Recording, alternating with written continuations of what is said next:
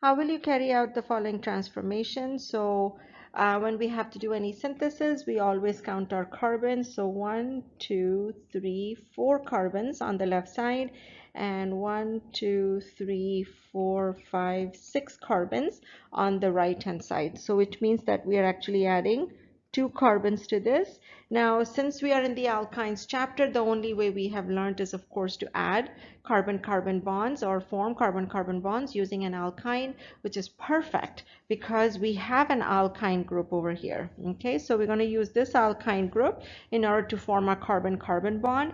Once we have formed that, then we can use the carbon-carbon bond. Well, we don't have to use the carbon-carbon. Then we can go ahead and turn the alkyne into the 2 bromines that we need over here, okay, which are anti to each other. So that's what we can figure out.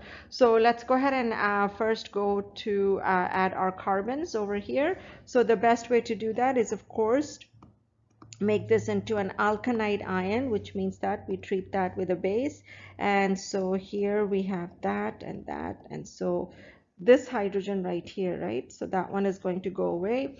So once you have that, the next step is going to be that you add your 2 carbons, so which is going to be an alkyl halide. So here we have an SN2 type of a reaction going on.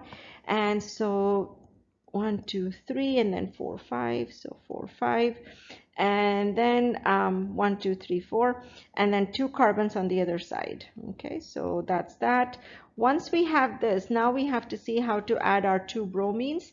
So you can add 2 bromines on here by using HBr twice, but that will not give us the stereochemistry we need. Okay, so in order to form the anti-brominated product, we actually need to form an alkene first. All right, and so the alkene that we are going to form over here is also not going to be transalkene. We need to form a cis-alkene.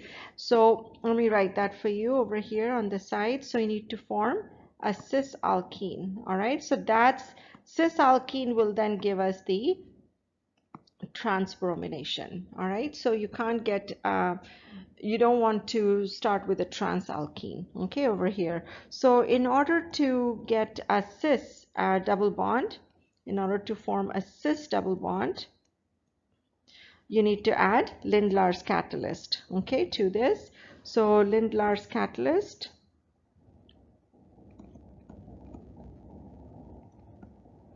Lindlar's catalyst gives us the cis double bond that we need, and then from there on, all we have to do is add bromine, okay, to this.